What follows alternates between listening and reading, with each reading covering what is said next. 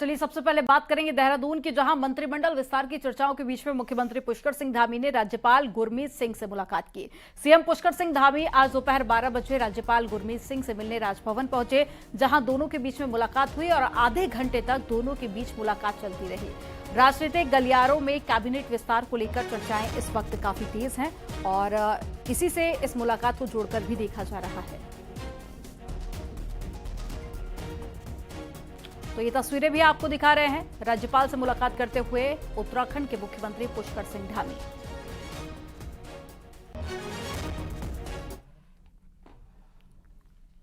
मंत्रिमंडल विस्तार की चर्चा को लेकर कांग्रेस प्रदेश अध्यक्ष करण माहारा का कहना है कि जिस तरह का माहौल है उससे लगता है कि कांग्रेस छोड़कर गए कुछ और लोगों के भाग्य खुलने वाले हैं। कांग्रेस में उनकी ट्रेनिंग अच्छी चल रही है और ऐसा लग रहा है कि पूरे मंत्रिमंडल में कांग्रेस की झलक दिखेगी। मुझे लगता है कांग्रेस से गए हुए कुछ साथियों के और भाग्य खुलेंगे, क्योंकि भारतीय जनता पार्टी की नर्सरी में जो पढ़ के आए थे वो अयोग्य से लग रहे हैं। किसी भी मंत्री का कार्य अच्छा नहीं दिख रहा, लेकिन जो कांग्रेस से गए थे उनका कार्य फिर भी थोड़ा बहुत ठीक है, क्योंकि कांग्रेस की जो ट्रेनिंग है वो अच्छे काम करने की रहती है। मुझे लगता है कि एक आध और साथियों का भाग्य खुलने वालों का पूरी बीजेपी का जो मंत्रिमंडल है कांग्रेस में ही होगा। मुख्यमंत्री पुष्कर सिंह धामी हरिद्वार के दौरे पर रहे, जहां कावड़ मेले की व्यवस्थाओं का जायजा लिया। हरिद्वार के ओम घाट पर मुख्यमंत्री ने कावड़ियों के पांव पखार कर उनका स्वागत किया और उन्हें भेंट दी। और धामी ने यहां पर औचक निरीक्षण भी किया और कावड़ पट्टी का निरीक्षण किया। सीएम धामी ने कावड़ियों से बात की और उनके अनुभव पूछे। मुख्यमंत्री ने अधिकारियों को निर्देश दिए कि कावड़ियों को कोई भी दिक्कत ना हो और सही तरीके से कावड़ यात्रा चलती रहे।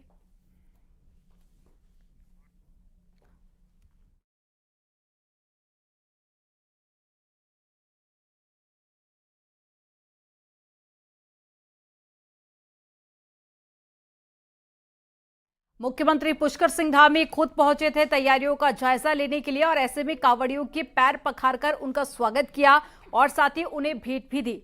और ऐसे में ये तस्वीरें आप देखिए, फूलों से यहां पर बरसात भी की गई और इनका स्वागत किया गया। पुलिसकर्मियों से भी मुलाकात की और साथ ही कहा कि जो निर्देश दिए गए थे उसके अनुसार ही तमाम जो व्यवस्था है वो चाक चौबंद रहे, ताकि किसी भी कावड़ यात्री को यहां पर परेशानी का सामना ना करना पड़े। तो फूलों की बरसात भी मुख्यमंत्री पुष्कर सिंह धामी ने कावड़ियों पर की, मुलाकात की और साथ ही जो निर्देश दिए गए थे उनका निरीक्षण भी किया।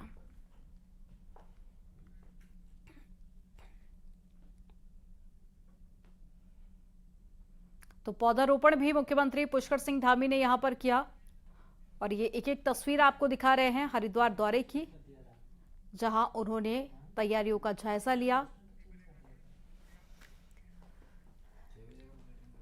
चलिए खबरों में आगे बढ़ते हैं। उफनती गंगा नदी के बीच ऋषिकेश और हरिद्वार के घाटों में तैनात एसडीआरएफ की टुकड़ी लगातार कावड़ियों को डूबने से बचा रही है।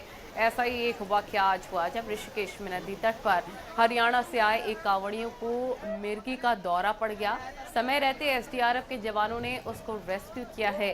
वहीं दूसरी तरफ महिला कावड़ियों की सुरक्षा के लिए एसडीआरएफ की महिला कर्मियों को गंगा घाट पर तैनात किया गया।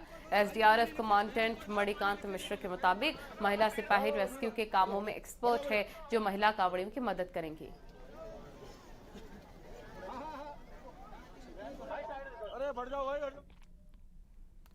उत्तराखंड में लगातार हल्की बारिश हो रही है, जिसके चलते गंगोत्री हाईवे पर बंदरकोट के पास में लगातार पहाड़ी से भूस्खलन की स्थिति बनी हुई है और बार बार पहाड़ी से गिर रहे मलबे से यात्रियों को भारी परेशानी का सामना भी करना पड़ा और मलबा और पत्थर आने से बार बार हाईवे बाधित हो रहा है। हालांकि प्रशासन की टीम हाईवे को खोल रही है।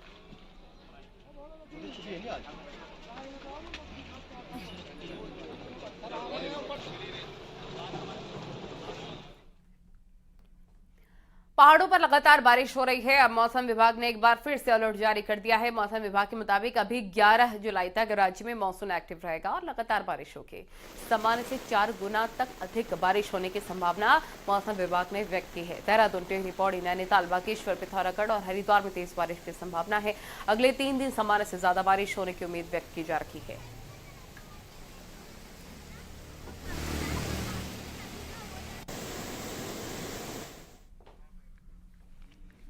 जोशीमठ नगर में जिस बात की चिंता प्रशासन को मानसून की बरसात के दौरान थी, वो धरातल पर धीरे धीरे दिखने लगी। एक बार फिर से जोशीमठ के रविग्राम मोहल्ले में दरार पड़ने लगी है और दरारों के अंदर से बारिश का पानी कमरों में भी घूमने लगा है। बीते दिनों में लगातार तेज बारिश हो रही है और जोशीमठ में जनवरी महीने में जो दरारें हल्की पड़ी थी, वो धीरे धीरे अब बढ़ने लगी है। रविग्राम वार्ड में इसका सबसे ज्यादा असर देखा जा रहा है। हालांकि प्रशासन प्रभावित क्षेत्रों में नजर बनाए हुए है, लेकिन उसके बाद भी दरार बढ़ती जा रही है। इन घरों पे पहले एक्सेस फर्दर का जो बोर्ड लगा हुआ था, आज वो असुरक्षित की श्रेणी में पहुंच चुके हैं। मतलब देख के लगता है कि इन भवनों को भी बहुत जल्द खाली करवाना आवश्यक है और इन लोगों का मुआवजा जल्द से जल्द दिया जाना आवश्यक है।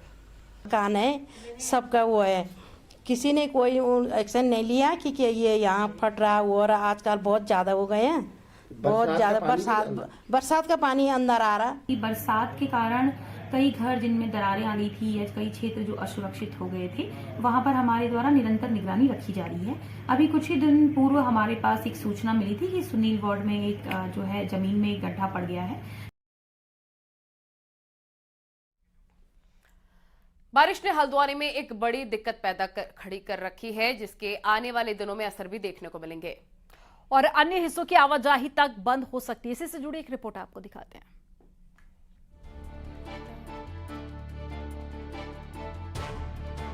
पहाड़ों की ये बारिश हल्द्वानी में गौला नदी का जलस्तर बढ़ा रही है और तो और ये पानी अब कुमाऊं के सबसे पुराने रेलवे स्टेशन हल्द्वानी को भी अपनी जद में लेने लगा है। हालात ऐसे हो गए हैं कि रेलवे का एक ट्रैक किसी भी बड़ी बारिश में गौला नदी में सड़ेगा।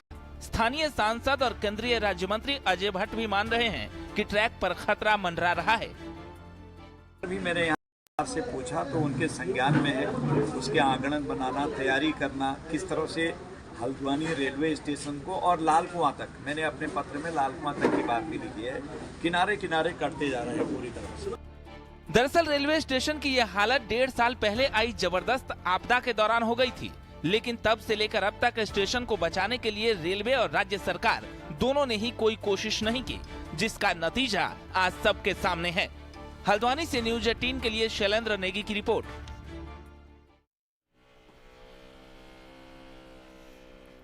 और कोटद्वार शहर के बीच से होकर गुजरने वाली पनियाली गदेरे में आए दिन पानी के सैलाब से एक बार फिर से कोटद्वार में खतरा मंडराने लगा है। भारी बारिश के चलते गदेरा खतरे के निशान से ऊपर बह रहा है, जिससे कि सैकड़ों परिवारों पर जान माल का खतरा बना हुआ है।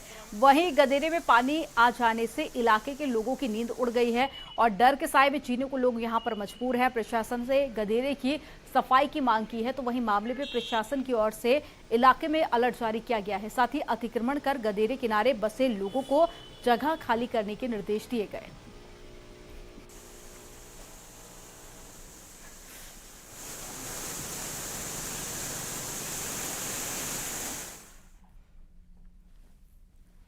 और अब खबर देहरादून से, जहां पर प्राधिकरण के अध्यक्ष ने इस्तीफा दे दिया है। रिटायर आईएएस डीके कोटिया को स्वास्थ्य प्राधिकरण का नया अध्यक्ष बना दिया गया है, मगर आज डीके कोटिया ने अपने पद से इस्तीफा दे दिया।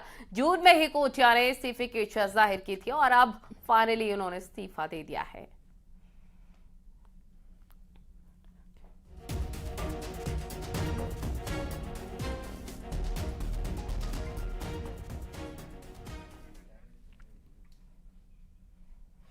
और देहरादून के डालनवाला में 31 साल की युवती ने फांसी लगाकर आत्महत्या कर ली। रीना की शादी 3 साल पहले पंकज से हुई थी, जो नगर निगम देहरादून में 4th क्लास में तैनात हैं। और रीना के भाई की शिकायत पर कोतवाली डालनवाला में मुकदमा दर्ज किया गया, जिसमें रीना के ससुराल पर दहेज के साथ मारपीट करने का आरोप लगाया और साथ ही रीना के पति पंकज पर अवैध संबंधों का भी आरोप लगा। पीड़ित पक्ष का कहना है कि पंकज 20 लाख रुपए की डिमांड कर रहा था और साथ ही प्रॉपर्टी में भी हिस्सेदारी मांग रहा था।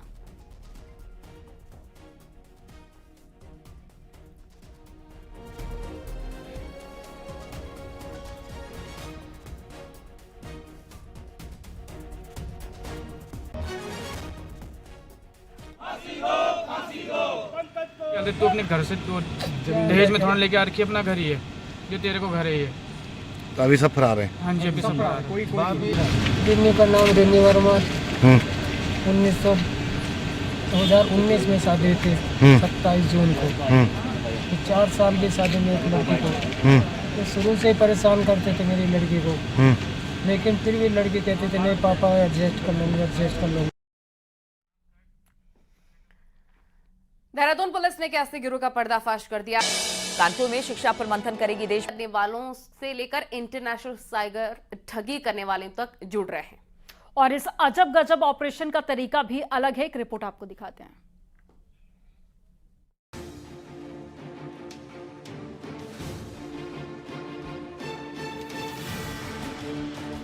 देहरादून की बिंदाल नदी के किनारे बने स्लम में रहने वाले मजदूर शुभम और शिवम बमुश्किल रोजी रोटी जुटाते हैं, लेकिन एक सरकारी बैंक में इनके अकाउंट्स में 50 लाख से ज्यादा का लेन देन हुआ है।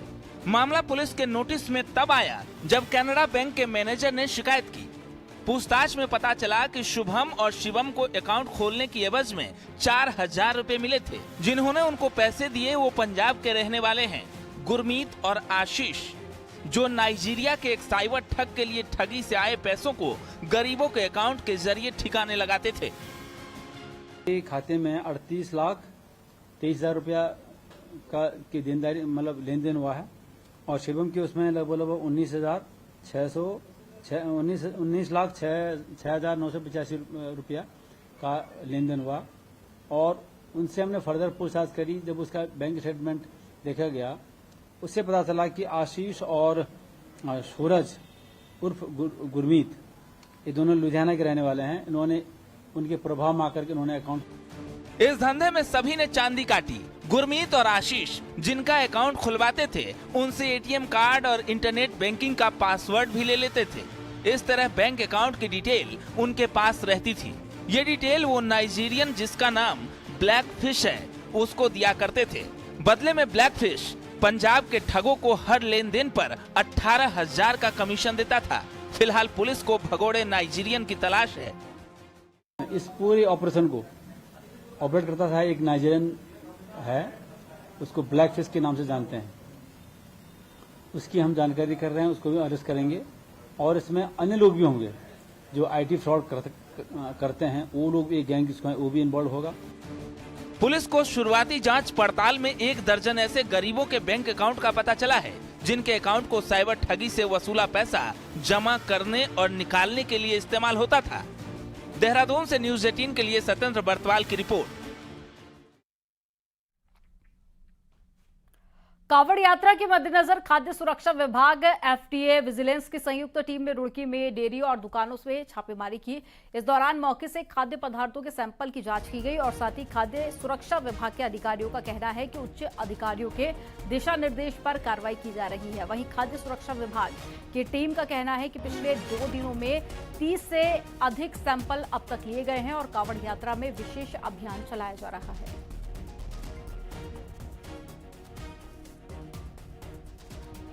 पूरे अभियान में कांवड़ क्षेत्र में जितने भी खाद्य कारोबारी हैं उनके प्रतिष्ठानों का निरीक्षण किया जा रहा है और ख़ासतौर से जो है जो आम उपभोक्ता हैं उनको भी जो है मिलावट के तौर तरीकों के बारे में जानकारी दी जा रही है कि कैसे जो मिलावट की पहचान। रुद्रप्रयाग में उत्तराखंड के पंच केदार में से एक महेश्वर में स्थानीय निवासियों और वन विभाग के बीच में रस्साकशी की चलते शनिवार को महेश्वर का बाजार पूरी तरह से बंद रहा। दरअसल विवाद की वजह से इस बार विवाद काफी ज्यादा बढ़ गया और महेश्वर के रहने वालों के अधिकार उनके हैं या नहीं, हालांकि इसको लेकर काफी ज्यादा विवाद हुआ, लेकिन उसके बाद मामले को शांत कराया गया।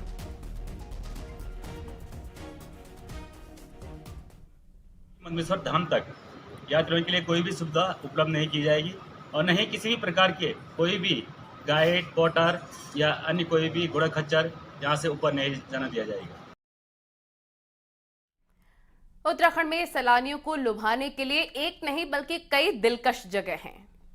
आज हम आपको लिए चलते हैं बिनसर वाइल्ड लाइफ सेंचुरी में 7,500 फीट की ऊंचाई पर मौजूद बिनसर उत्तराखंड का स्वर्ग कहा जाता है इसे, और इस इलाके में प्रकृति ने अपने सौंदर्य इस कदर बिखेरे हैं कि जहां देखो वहीं नजर जम जाए। एक रिपोर्ट आपको दिखाते हैं।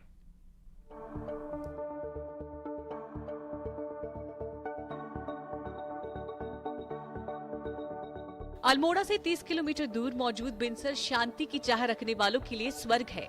शांत वादियों में फैली बिनसर सेंचुरी में 200 से ज्यादा प्रजातियों के पेड़ मौजूद हैं।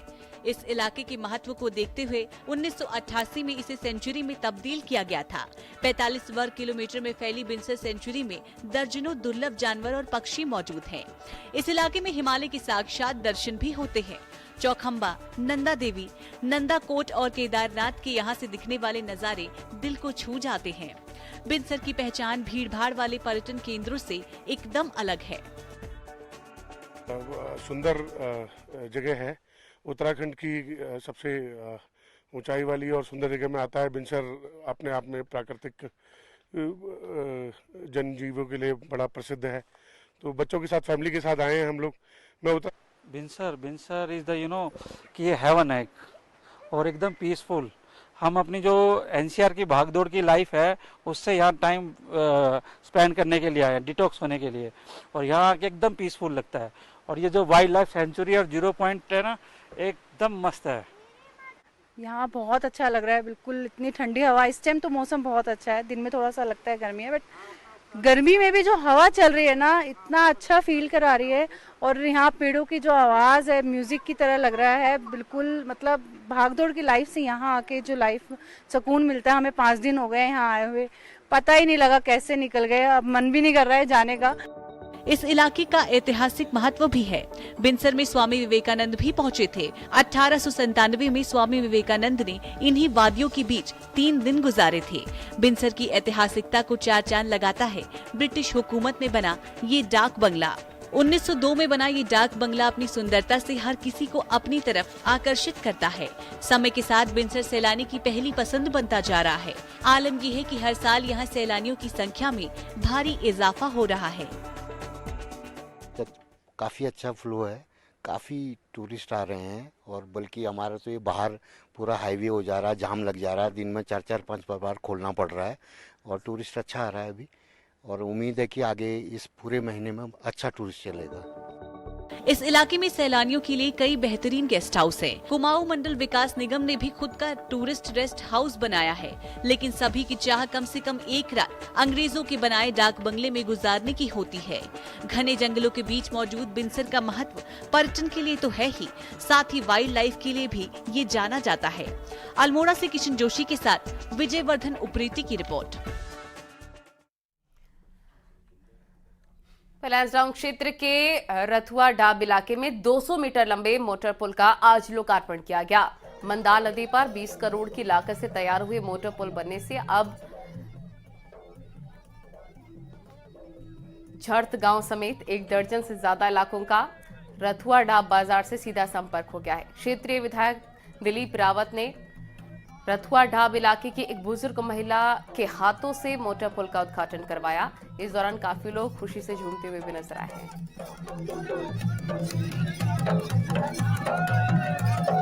19.5 करोड़ के लगभग का केवल पुल ही पुल है, और एप्रो सहित लगभग 22 करोड़ का ये बैठता है। और मैं समझता हूं कि जनता को इससे बहुत लाभ है। कम से कम 15-20 गांव को इसका लाभ मिलता है। उसके साथ साथ ये मुख्यालय से जोड़ने का काम करेगा। तो मैं माननीय मुख्यमंत्री धामी जी का और माननीय लोक निर्माण विभाग सतपाल जी महाराज का बहुत बहुत धन्यवाद करता हूँ। बागेश्वर के दूरस्थ गांव पुरकोट के लोग खस्ताहाल सड़कों की वजह से परेशान हैं। लोगों का कहना है कि सालों से सड़क खराब है, लेकिन यहां सुध लेने वाला कोई नहीं है। ग्रामीणों का यह भी कहना है कि सबसे ज्यादा परेशानी बुजुर्ग और गर्भवती महिलाओं को आवाजाही में होती है।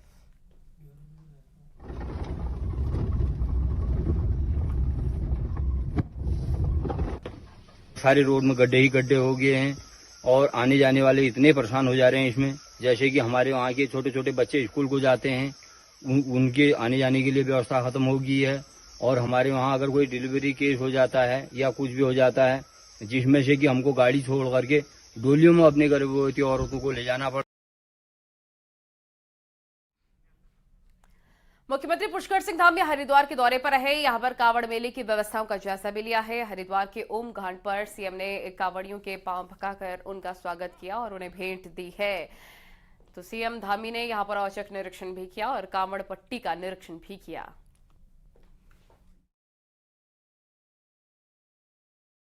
आज यहाँ पर पहुंचे थे, कांवड़ियों का आपने स्वागत किया, कैसा आप महसूस कर रहे हैं? नहीं, बहुत चूंकि पवित्र यात्रा है कांवड़ की और पूरे देश भर के शिव भक्त कांवड़े यहाँ पहुंचे हैं, हम सभी का स्वागत करते हैं और सभी की यात्रा अच्छी हो, सरल हो, सुगम हो, भगवान उनकी मनोकामना पूर्ण करे। और यहाँ आए हैं तो पूरी देवभूमि, पूरा हरिद्वार उनकी यात्रा के लिए पूरी तरह से तैयार है। कांवड़ यात्रा तो हमेशा से होती रही है, लेकिन ये एक नई परंपरा आपने शुरू की है। पिछले साल भी किया था, इस साल भी किया है, पर्सनली आप पहुंचकर। देखिए, पिछले वर्ष भी 4 लाख के करीब पूरे शिव भक्त यहाँ पहुंचे थे। इस वर्ष उससे भी अधिक आने का अनुमान है, इसलिए उनको किसी प्रकार की परेशानी न हो। अपने आप में इस श्रद्धा का मास, इस श्रद्धा की यात्रा अच्छी होनी चाहिए। और चूंकि इतनी बड़ी संख्या में लोग देवभूमि उत्तराखंड आते हैं, तो नई व्यवस्थाएं इसीलिए प्रारंभ की है कि इसके लिए कांवड़ का इस बार अलग से जो है धन की व्यवस्था भी यहाँ पर अलग से की गई है कि ये समस्त व्यवस्थाएं ठीक प्रकार से व्यवस्थित हो जाएं। और साथ में चूंकि उनका स्वागत और अभिनंदन की वो सब यात्रा को सुचारू करने में, ठीक प्रकार से व्यवस्थित करने में सभी लोग बराबर का योगदान दें। और जो शासन प्रशासन के द्वारा जो इसके नियम बनाए गए हैं, उन नियमों का भी सभी पालन करें। यात्रा की व्यवस्थाओं का भी कुछ आपने जायजा लिया, कांवड़ियों से कुछ बातचीत की, किस तरह का फीडबैक मिल रहा है, कितने संतोष? नहीं, अच्छा है, सभी कांवड़िए प्रसन्न होकर जा रहे हैं, उनकी प्रसन्नता ही हम लोगों के लिए संतोष का कारण है। न्यूज 18 पुलकित शुक्ला, हरिद्वार। 8 और 9 जुलाई को होगा कार्यक्रम। एक छोटे से दीपेन पटेल के आने की भी उम्मीद। क्या